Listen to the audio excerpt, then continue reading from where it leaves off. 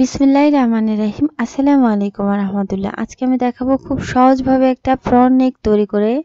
So এখানে আমি দড়ি ফিতা দিয়ে এই নেকটা ডিজাইন করে নিয়েছি, খুব সহজভাবে দেখিয়ে দিয়েছি।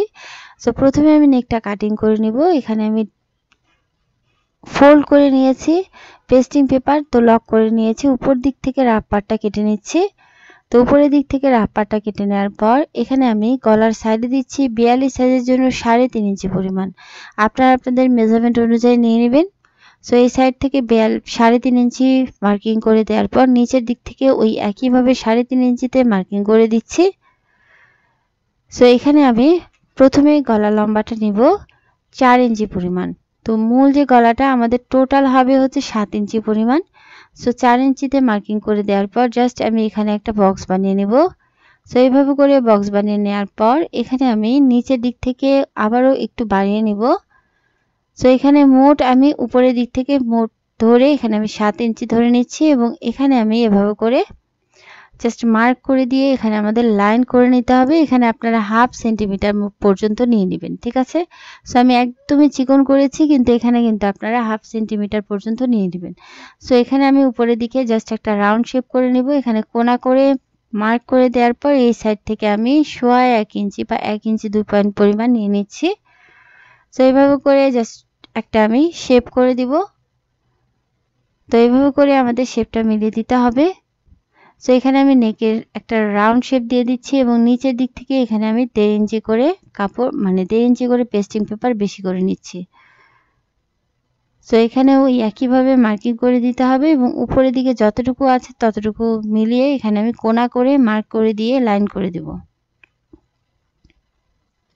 সো খুবই সহজ উপায়ে এখানে আমি নেকটা তৈরি করে নিব। সো এখন আমাদের নেকটা কাট করে নিতে হবে। সো প্রথমের দিকে আমি উপরের নেকটা কাট করে নিচ্ছি। সো সাইডের দিকগুলো এভাবে করে কাট করে নিয়ে এখানে আমাদের ভিতরের দিকে যে চিকন করে একটা কাট, সেই কাটটা করে নিতে হবে। সো এখানে আমি কাটটা করে নিয়েছি। তো এখানে আমাদের প্রথমে একটা কাপড়ের উপর এভাবে করে বসিয়ে নিতে হবে। এখানে আমি দড়ি ফিতাটা আগে তৈরি করে নিয়েছি এবং লটকনটা তৈরি করে নিয়েছি। জাস্ট এখানে আমাদের ব্যাক পার্টের উপর এভাবে করে বসিয়ে দিতে হবে। সো খেয়াল করবেন এখানে আমাদের নেকটা যে সাইডে এখানে কিন্তু আমাদের দেখা যাচ্ছে। সো এখানে আমাদের পেস্টিং পেপারের উপর এই নেকের দড়িগুলো এভাবে করে বসিয়ে দিতে হবে এবং মাঝখানে যে ফাঁকাটা, সেই ফাঁকাটা আমাদের ফাঁকা রাখতে হবে এবং দুই সাইডে এভাবে করে প্রথমে বসিয়ে দিয়ে এখানে আমি সেলাই করে নিয়েছি দড়ি ফিতাটা। এখন মিডিল বরাবর এখানে আমি সেলাই করে দিয়ে প্রথমে নেকের পট্টিটাকে মেইন পার্টের সাথে আটকে দিচ্ছি।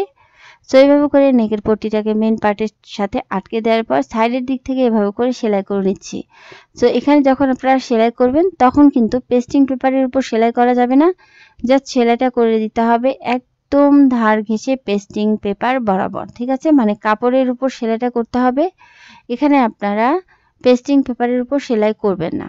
সো যখন আপনারা পেস্টিং পেপারের উপর সেলাই করে দিবেন তখন কিন্তু নেকটা উল্টাতে পারবেন না। উল্টাতে গেলে খুবই প্রবলেম হবে, নেকের যে ফিনিশিংটা সেই ফিনিশিংটা আসবে না।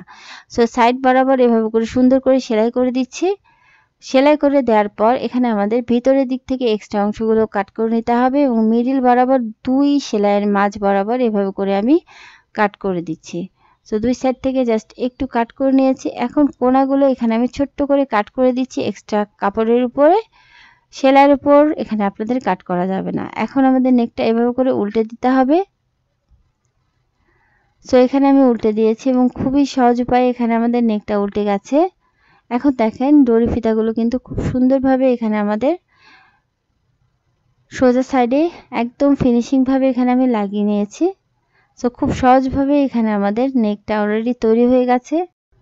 সো এইভাবে করে তৈরি করার পর এখানে জাস্ট আমি একটা চাপ সেলাই বসিয়ে দিচ্ছি।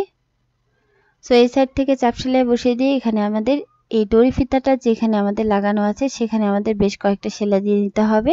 সো 2-3টা সেলাই করে দিবেন এবং এভাবে করে নিচ বরাবর সেলাই করে দিয়ে উপর পর্যন্ত এখানে আপনাদের সেলাই করে দিতে হবে।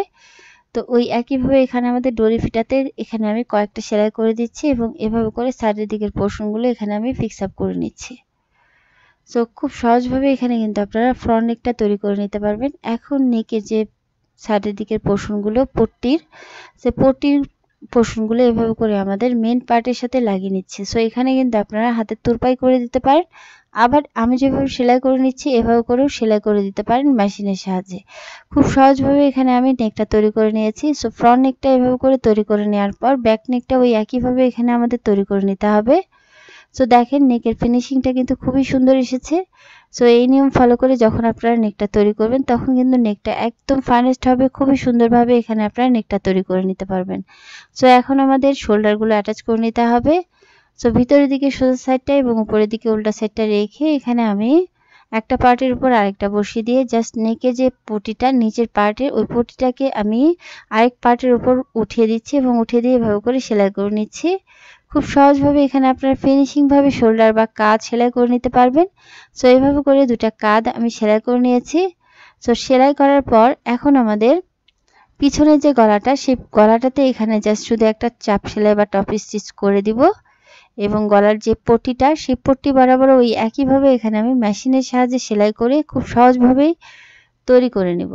সো এখানে আমি দেখিয়ে দিয়েছি কিভাবে আপনারা একদম সহজ উপায়ে ফ্রন্ট নেক ডিজাইন করে দিবেন। সো আমার চ্যানেলে আরও অনেক ভিডিও আছে কিভাবে আপনারা খুব সহজভাবে সেলাই করে নেবেন। সো এখানে কিন্তু আমি একটা ফ্রক তৈরি করে নিয়েছিলাম, খুব স্পেশাল করে তৈরি করে নিয়েছি। সো চ্যানেলের সাথে থাকুন পুরো ভিডিও দেখার জন্য। সো ভালো থাকুন, আল্লাহ আমাদের সবাইকে ভালো রাখুন, আমাকে আপনাদের দোয়ায় রাখুন। আসসালামু আলাইকুম ওয়া রাহমাতুল্লাহ।